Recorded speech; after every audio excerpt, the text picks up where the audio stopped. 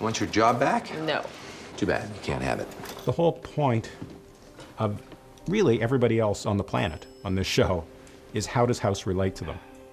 And the guest cast, we get we get a nice moment of that. But the regulars, we get to milk that. But we wanted to bring in some fresh faces. We didn't want to just keep doing Cameron has a crush on House over and over again. It's refreshing to bring in new energies. The audience got used to sort of the same formula for 3 years, and we kept them on edge, but I think that the audience was ready for a change, and our characters had dramatic, exits from the show last season. I don't really care if Foreman stays or goes, but You're fired. We knew we were sort of boxing ourselves into a corner, having all of House's team quit, and how are we going to handle that? My resignation letter. House just doing job interviews sounded entertaining for about the first 45 seconds.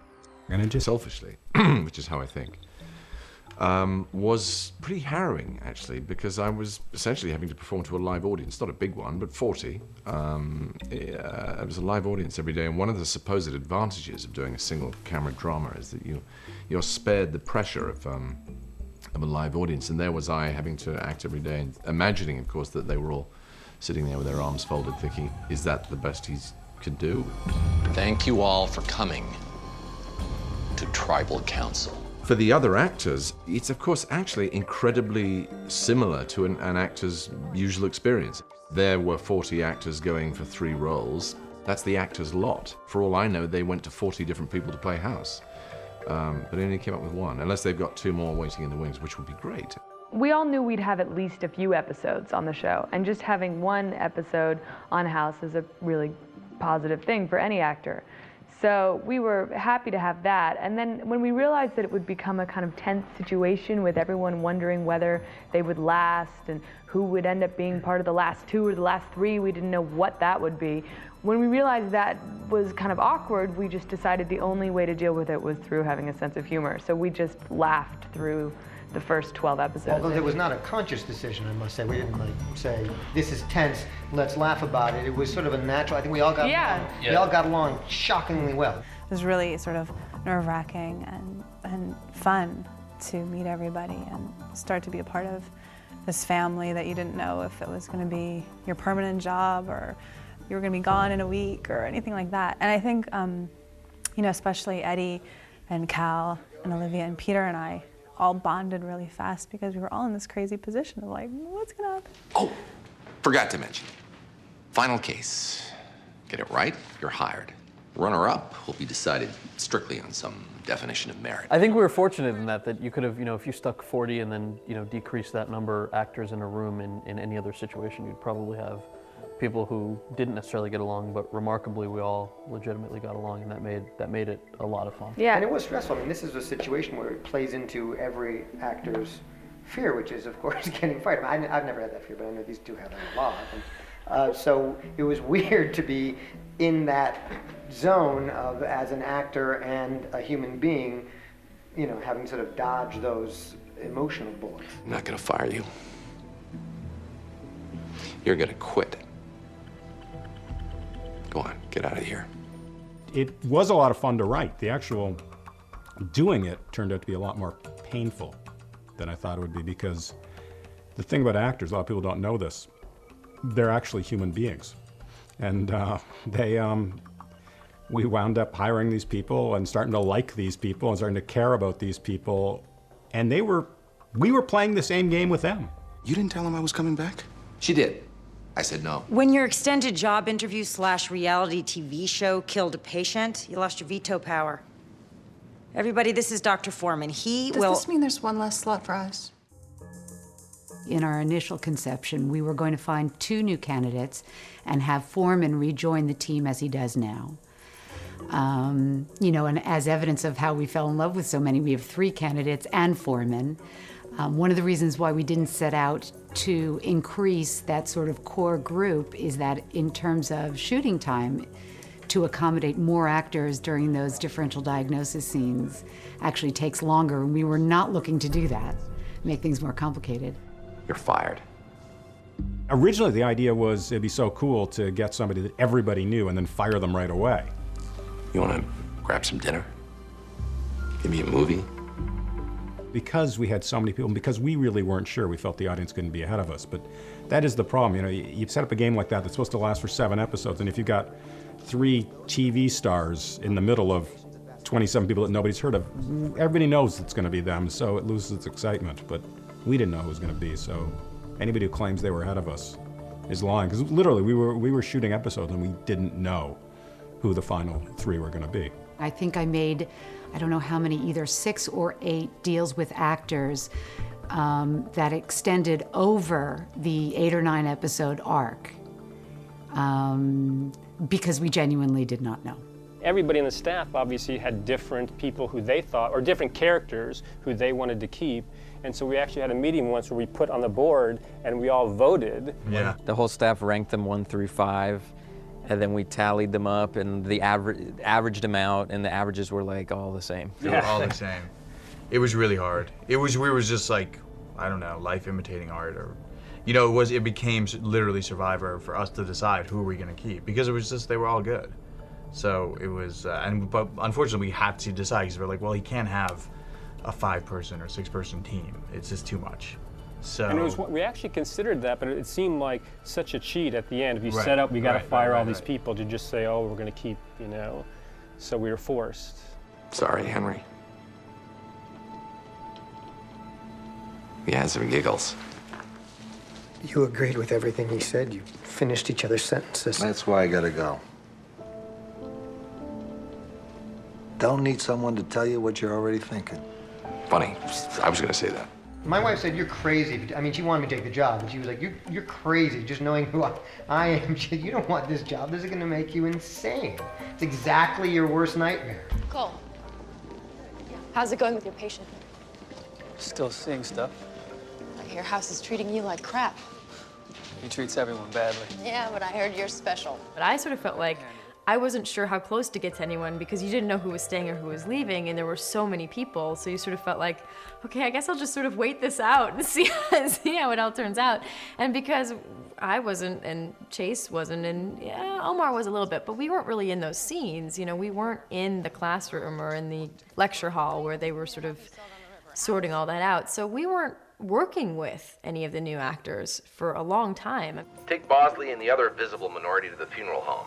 The rest of you young white people, the world is your oyster. An MRI with contrast, EEG, LP, and blood panel. And Angels, be careful.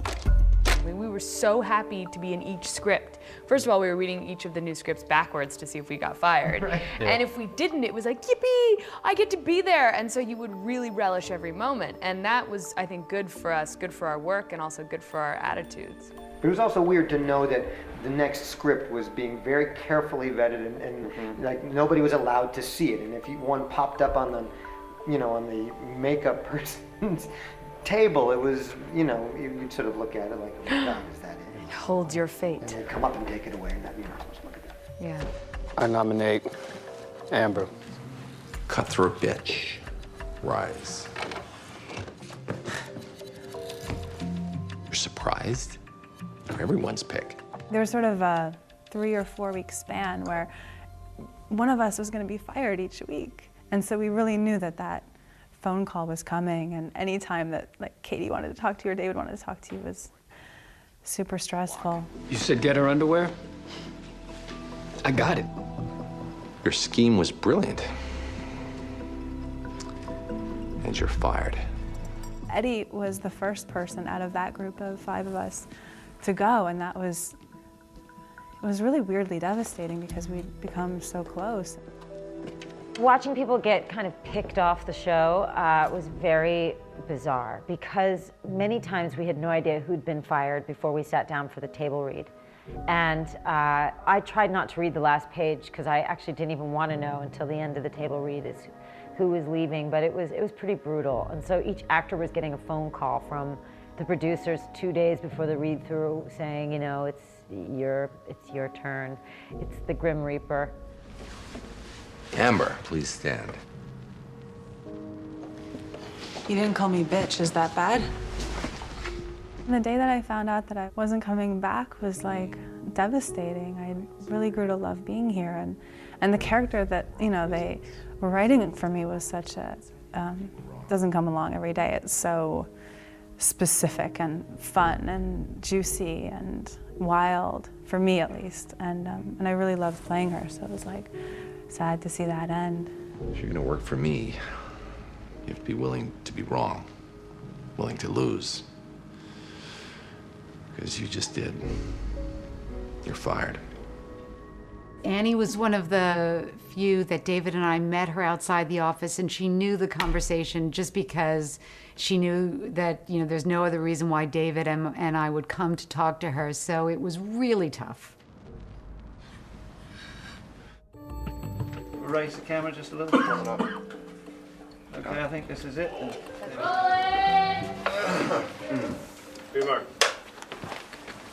And set. Trauma must have stimulated a pre-existing heart condition. Autoimmune, congenital anomaly, blood clotting disorder, lead poisoning. Great, let's explore that. Quick, get around panacea. We can narrow it down by looking for... We've got a show that is at its core a procedural show, and we don't want to change what this show is. And the procedure allows you to demonstrate stuff with the characters and to do stuff with the characters, but you've also got to do a lot of medicine in there. And the medicine is absolutely necessary, and that's the essence of the show, but it's the spine on which we hang everything else. But as a result of that, we only have a certain number of pages. It's not a soap opera where it's just all about the relationship. We only have a certain number of pages to deal with that stuff. And we've now got 3 more people on our show than we used to, and I like them all, and it's really going well, but it does become a challenge to give everybody their due. The rest of you search your apartment. Toxins, heavy metals, drugs, anything that might make her heart race.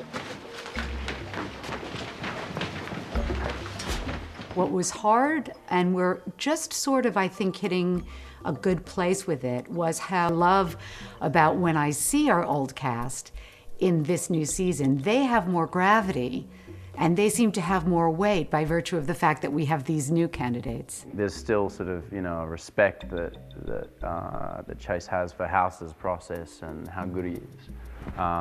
So he does get dragged back into it occasionally, but he's more sort of on the outside looking in, which is great, because it's sort of more, you know, I'm viewing it now. You know, I'm sort of watching the process and sort of being continually frustrated, as I'm sure the new team have been. I'm kind of jealous of you guys, because you guys like are wearing sweatpants and like sneakers, and it's cool. Yeah, exactly. It works. A lot of the work that I'm doing now as Cameron is a little bit more one-on-one instead of in a huge group and with a patient. But then, you know, at the same time, I do sort of miss the group dynamic of, you know, Omar and Jesse and I have spent 3 years spending so much time together that every time we sort of pass each other, we're like, oh, how are you? You know, it's like we're sort of, we feel like little lost puppies or something, you know, without the 3 of us together. Both of us, we just like to go to the writer's room and sit there and distract everyone for a while. The last thing I ever want to do is work. I'm the least ambitious man I've ever met in my life. I don't want to work at all. And when I read the scripts now, the less I'm in, the better for me. And because I love sleeping and reading and not pretending I'm someone else with makeup on my face. From the very first episode, the entire original cast really came out and introduced themselves and made us feel very, very included. So we didn't have to deal with that sort of awkwardness, I think. Olivia is a genius. Peter, he's okay. Cal, trash. Terrible actor. That's all you need to know. See, it's like this. It's very easy to remember. Olivia, Peter, Cal. Olivia and I are fine with the medical jargon. Cal seems to have the most trouble with it. Some trouble. Just kidding. Autoimmune, congenital autoimmune. Sorry. I remember my first really, really difficult medical term. It was in the surgery. I think one of you, I don't know if you guys were in the scene, and it didn't even have to be right because the surgical mask was over my mouth. But I was so nervous, just sweating, and couldn't figure out what I was supposed to be doing, and I'm supposed to be doing surgery, but it looks like I'm eating dinner. My arms are just doing that. And I had to say, like, cryoglobulinemia or encephalitis or pneumococcus. You win, you win. But it was the most difficult thing I'd ever done, and it was one of our first episodes, and I was so so desperate, and I don't even think I got it right. I think they probably just fixed it because my mouth was covered anyway, but I was like, oh God. And I wasn't listening to anybody else in the scene. All I could think was alveolar hydatid, hydatid. Mine was, is the synesthesia new? That was my first medical. I was actually from her about it because I just couldn't synesthesia. Synesthesia is hard. It's hard. Cal, what was yours? They didn't give me medical stuff for a And very I long rest my time. Do case. you remember this? Yes, They I didn't rest do- my case. I still, the whole first season, Kuttner doesn't have very much to do. So I'm curious to see. And have you asked yourself why? Is there any introspection about that? People love your character. You don't want to change them because then you change them, they're a different character. Who knows if people will love them. On the other hand, you have to be true to them and they have to grow. On the other hand, 3 hands so far, people don't grow. People don't change that much. And on TV, you want to demonstrate that. You want to just get little glimpses of changes. And it's less about change and more about striving to change. Trying to figure out how you should be and how you should interact with the world. You're antisocial, so you assume I'm antisocial? How about if I just get naked and you shut up? If I thought I could get you naked, I would have led with that. The title Frozen notwithstanding, I think there was a tingle of warmth in that for House. But then again, I think that makes him uncomfortable. House is a creature of habit. And I think that sudden prospect of human contact, I think was probably nice though it was. I think it was at the same time rather disconcerting, threatening even. That means change, that means looking at things differently, that means re-examining how I live, how I House. I'm not House, I'm an actor who plays House. I keep having to emphasize that. I made her take them off like I should have. I'd have seen the tone and solved the case days ago. But you don't care about her. Of course not. House doesn't care about anyone. Just a bunch of things we've wanted to do for a long time just came together. We wanted to get Wilson into a relationship. Cutthroat bitch? I call her Amber. We wanted to get him into a different type of relationship than he's used to, and we wanted to bring Amber back. We thought she was a natural match to be Wilson's girlfriend. It seemed surprising and yet made sense, which is always what we're striving to do. And we wanted to challenge the House-Wilson friendship. So those 3 things are all serviced by what was happening there. You like that she has no regard for consequences. You like that she can humiliate someone if it serves. Oh my God. You're sleeping with me. Well, the Wilson House Amber thing, it's as old as time. House becomes more and more jealous, essentially. It's not his finest hour. It leads him into behavior of which he's probably not all that proud. Went by your hotel this morning. They told me you moved out. Moved in with CB? No, apparently I moved in with you. From the very beginning, when we shot the pilot of this show, one thing that Hugh said was it's interesting that Wilson's the one person on the show who A, has no control over him, and B, who he has no control over. There's no power in our relationships. I'm not above him and he's not above me. So we actually, I think it's a very smart person to put in the show, that character, especially when the central character is a guy like House. And that's kind of coming home to roost now. Those are relationships you choose. You weren't hired and you didn't hire, you chose this person to be your friend. Those are harder. House and Wilson, they start to, not grow apart exactly, but they have to acknowledge that it is not just, they're not Butch and Sundance anymore. I need you to sleep with Wilson. Good morning. He's involved with an inappropriate woman. I got this call, and it was Katie Jacobs and David Shore together calling me on my cell phone, and I remember I was on the street. I had walked into a store to go shopping. You wanted to see me? We called Annie, and we made it a point to sort of say, we want you back, and we're so excited, but you're going to die very quick, because we didn't want to sort of bring her along and toy with her. And I almost fell over on the sidewalk. I was so happy. So then, this job turned into a job of a lifetime. I think we had one episode as series regulars before the strike. We shot 3. We shot 3, but 1 aired before the strike. Is that what happened? No. We were barely in the door. We basically, it was the 12 episodes that we shot, and then essentially the writers are going on strike and we're shooting down production, and it was the weirdest thing because we were celebrating the fact that we now were on the show full time, but couldn't work on it. So it was like a 4-month waiting period of, okay, when do we get to go back and do this again? Liver failure means whatever this thing is, it's spreading despite the fact that she's frozen. Hepatic and heart failure could mean... The strike cost us 8 episodes. We would have done 24 otherwise. We're doing 16. 3 months gone. After the strike ended, Fox did not want to bring us back. They wanted us to just start working on season 5. But it was important to us that we finish the story in some way. So we insisted on getting 4 more episodes. Where are you going? Taking Wilson for a drink. Episode 15 of this season is one of the best episodes I've ever read of this show. It was really an extraordinary episode. And well, not all. Well, down to only my panties. Oh, that word. That's a sad state of affairs when that's the most interesting thing that's happened to your character all year. But no, that's not true. There's also some other interesting things. No, it is true. That is because what they are trying to do is an incredibly difficult thing. And action. You might have killed her already. This is exactly what I said would happen. Now it's in her brain. Brain involvement.